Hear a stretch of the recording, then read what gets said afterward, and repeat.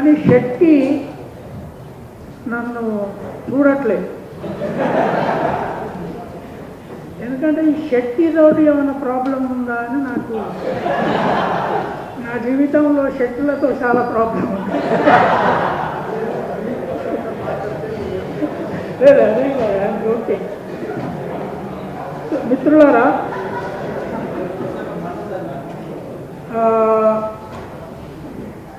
గద్దరు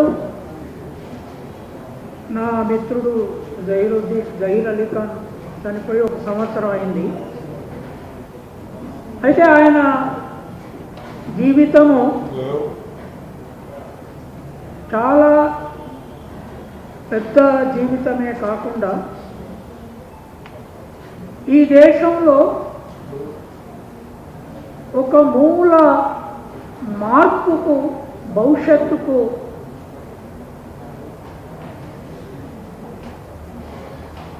మనకి ఇంకొక రంగంలో మహాత్మా పూలే, అంబేద్కర్, స్త్రీ రంగంలో సావిత్రిబాయి పూలే ఎట్లాగైతే సింబల్స్ అయ్యారో,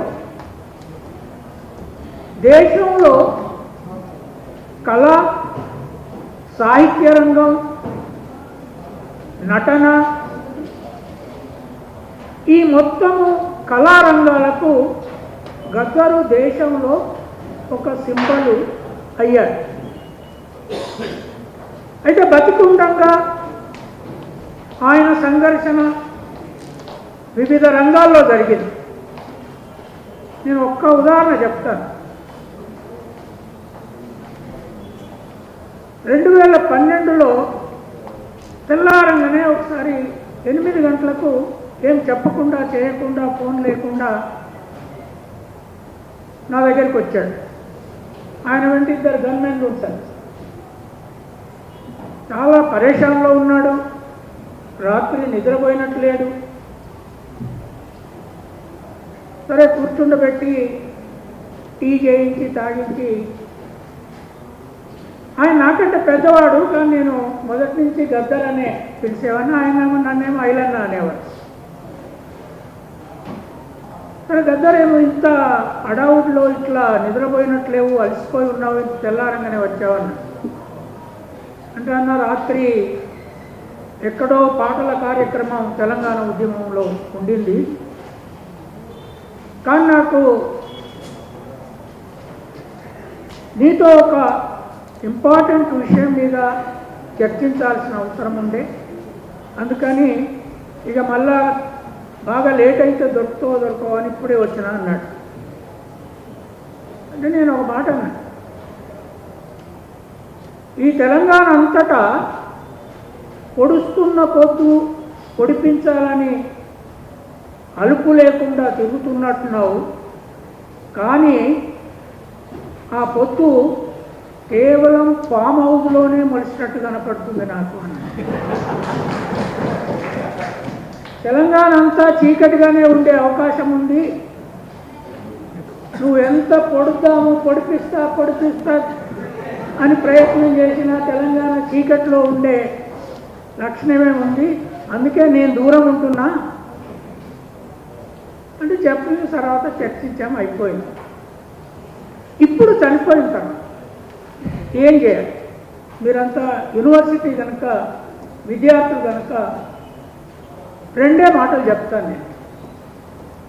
ఆయన జీవితం మీ ముందు ఉంది, కొన్ని విషయాల్లో పుస్తకాల రూపంలో తెలుగులో రాసింది, ఇంకా చాలా రాయాల్సిన విషయాలు ఉన్నాయి.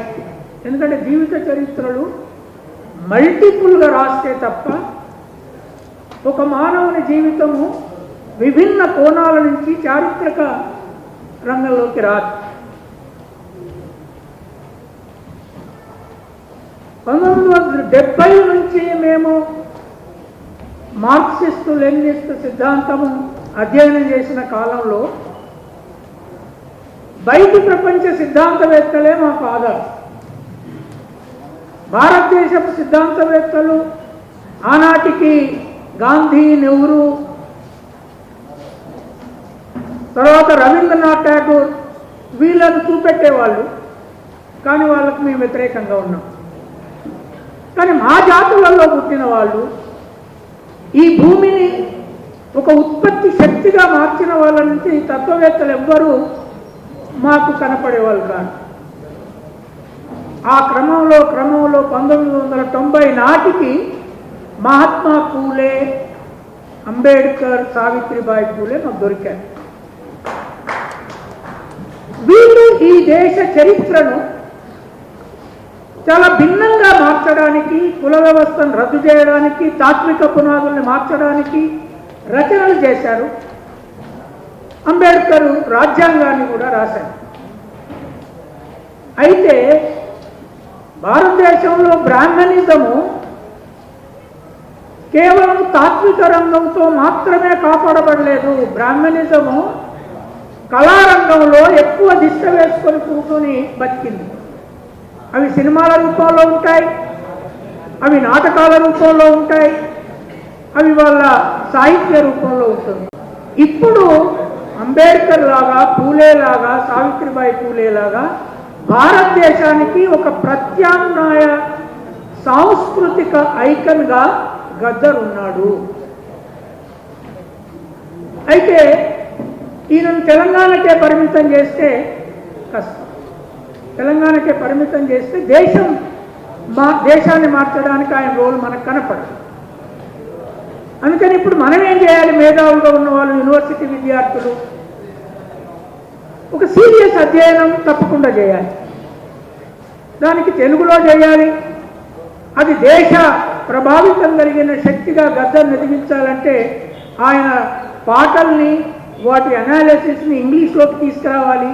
ఇది ఒక ప్రక్రియ. అయితే భారతదేశంలో నిరక్షరాస్యుల సంఖ్య బొమ్మల చూసి మాత్రమే ప్రభావితమయ్యే సంఖ్య అక్షరాస్యులు చదువుకున్న వాళ్ళకంటే ఎక్కువ. కనుకనే దేవతలుగా విగ్రహాలను పూజిస్తారు. ఆ దేవుడు ఏం చెప్పిండో తెలియదు, ఆ దేవుడు ఏం సిద్ధాంతం చెప్పిండో తెలియదు. దేవతలుగా విగ్రహాలను పూజిస్తారు. అంబేద్కర్ భారతదేశంలో మూల మాదిగవాడ, మాలవాడ, చాకలివాడ, మంగళవాడకు ముందు పాకిండు అంటే విగ్రహాలు పెట్టిన తర్వాతనే పాకిండు అంబేద్కర్ విగ్రహం. అందుకని నా దృష్టిలో ఇప్పుడు గద్దర్ని ఏం చేయాలి అంటే, ఒకటి ఇల్లిటరేట్స్, ఆయన పాటలు ఉపన్యాసాల కంటే రచనల కంటే పాటలు వినే వాళ్ళు ఎక్కువ ఉంటారు నాకు తెలుసు. ఎందుకంటే గద్దర్ మా ఇంటికి వచ్చినప్పుడు కిందికి దిగగానే ఆ కాంపౌండ్లో ఉన్న వాళ్ళందరూ ఆయన దగ్గరికి అందరు ఫోటోలు దిగేది, పిల్లల్ని పట్టుకొని వచ్చేది, పిల్లల మీద చేయి పెట్టమనేది. ఇది నిరక్షరాస్యుల మధ్య కూడా చాలా గద్దర్కు అభిమానం ఉంది. ఆయన కేవలము ఒక మేధావి స్థాయిలో మిగిలిపోలేదు. ఎందుకంటే పాటల్ని భూమిలోకి చుప్పించి పాడించాడు, భూమి గురించి రాశాడు కనుక, మట్టి గురించి రాసిన మేధావి కనుక ఉంది. కానీ ఇప్పటికీ ఆయన విగ్రహాల ద్వారా ఆయన శక్తిని మనం పెంచవచ్చు.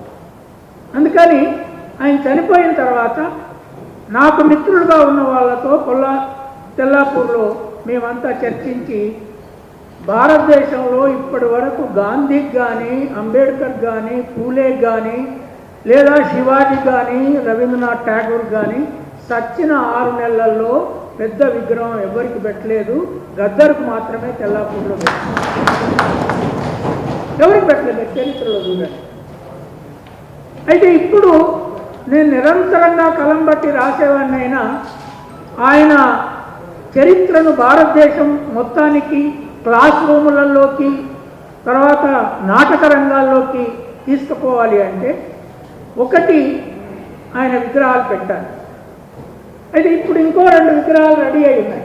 వాళ్ళు నాకు వచ్చి చెప్పారు, మేము ఇంకో 2 విగ్రహాలను ఆయన అభిమానులను చేయిస్తున్నాము, వీటిని ఎక్కడెక్కడ పెడితే బాగుంటుంది. అయితే ఒకటి వరంగల్లో పెట్టారు. వరంగల్లో ఇప్పటికీ కల్చరల్ కేంద్రం. ఈ క్రమంలోనే నేను ఒకరోజు మా ఊరికి పోయి వస్తూ అక్కడ ఒక కళాక్షేత్రం కడుతున్నారని, ఆ కళాక్షేత్రం ఎట్లుంటుందో చూద్దామని పోయాను. అది బాలసముద్రంలో ప్రభుత్వ భూమిని ఐగ్రీవాచారి అనే బ్రాహ్మణ్ దొర ఆక్రమించుకున్న భూమి అది. దానికి వ్యతిరేకంగా కమ్యూనిస్టులు, నా ఫ్రెండే, నా సీనియర్ పొలిటికల్ సైన్స్లో జి రాములు అనే వ్యక్తి పెద్ద ఎత్తున పోరాటాలు చేసి హైకోర్టులో కేసు వేసి మాధవరావు సాయం తీసుకొని ఆనాడు చీఫ్ సెక్రటరీ ఆ భూమిని సగం భూమిని బీదలకు ఇళ్ళకి ఇప్పించాడు. మిగతా సగం భూమిలో ఇప్పుడు కళాక్షేత్రము కేసీఆర్ ప్రభుత్వం కట్టడం మొదలుపెట్టింది. అయితే నాకు దాన్ని చూడగానే దీని పేరు ఖచ్చితంగా గద్దర్ పేరు పెట్టించాలి అని నేను అనుకున్నాను. అయితే అది మామూలుగా అయ్యేటట్లేదు. అయితే కమ్యూనిస్టులకు నాకు తెలియదు మరి శక్తి ఇప్పుడు ఏ ఆలోచనతో ఉన్నాడు, కాశీమే ఆలోచనతో ఉన్నాడు. నిన్న వీరసము వేణుగోపాల్ మాట్లాడుతూ గద్దరు లేడు అనుకోవడానికి వీలు లేదు, గద్దరు ఎక్కడ లేడు అని కాదు, లెనిన్ గురించి చెప్పేవాళ్ళు లెనిన్ ఎక్కడున్నాడు అంటే చూడు జనంలో ఉన్నాడు. కానీ సోవియట్ యూనియను లెనిన్ బాడీని మమ్మీఫై చేసి బొందబెట్టలేదు, కాలబెట్టలేదు, ఇప్పటికి శరీరాన్ని కాపాడించారు. ఎందుకు? ఆయన గద్దర్కు విగ్రహాలు పెట్టేదాన్ని మనం సపోర్ట్ చేయం, మనం విప్లవకారులం. లేదా గద్దర్ సాహిత్యంలో గద్దర్ సాహిత్యం ఎవరు రాయ? ఇప్పుడు మాట్లాడుతున్న చాలామంది తెలియదు. గద్దరు ఇంత భారతదేశం మొత్తము భూమిని కదిలించే పాటలు రాసిన, ఉత్పత్తితో ముడేసి మట్టిని పుట్టను వెనుకకు అడిగేసి ఎద్దోలే నాట్లేసిన స్త్రీ గురించి రాసిన గద్దరు మీద కానీ, గద్దరు పాటల మీద కానీ ఇదే మావోయిస్ట్ పార్టీలో ఉన్న బ్రాహ్మణ విప్లవకారులు, ఇంగ్లీష్ మేధావులు ఒక్క ఇంగ్లీష్ వ్యాసం ఎందుకు రాయాలి? ఎందుకు రాయాలి? ఎందుకు అడగలేదు మీ నిర్మాణాలను? మీరు చాలా చెప్తున్నారు, మేము చాలా ఏళ్ళు కలిసి నిర్మాణాలలో పోరాటం చేసినామని. మొట్టమొదట గద్దర్ మీద ఇంగ్లీష్ వ్యాసం రాసింది నేను, బయట ఉన్నా. ఎందుకు రాసిన? నేను ఒకరోజు వచ్చి నాకు ఏడ్ చెప్పాడు, అన్నా నీ చేతిలో ఒక బీసీ గాని చేతిలో ఇంగ్లీష్ కలం ఉన్నది, నా మీద ఒక్క వ్యాసం రాయమని అన్న. నాకు దుఃఖం వచ్చింది. మరి గద్దర్ నీ నిర్మాణంలో ఇంగ్లీష్ మేధావులు ఉన్నారు కదా, నీ విరసం ఉంది కదా, ఈపీడబ్ల్యూ ఎకనామిక్ పొలిటికల్ వీకులలో వాళ్ళే రాస్తున్నారు కదా, వాళ్ళకే స్థానాలు ఉన్నాయి కదా, ఢిల్లీ వరకు మేము కలిసి పని చేసినాం, వాళ్ళు ఎందుకు రాయట్లేదని అడిగాను. అన్న వాళ్ళు నా గురించి రాయలే అన్న. అప్పుడు నేను ఏషియన్ ఏజ్ అనే పత్రికలో the bard of India and the world అని ఒక వ్యాసం రాశాను. అది మొట్టమొదటి గద్దర్ని భారతదేశానికి ఇంగ్లీష్లో ప్రచారం చేయించింది.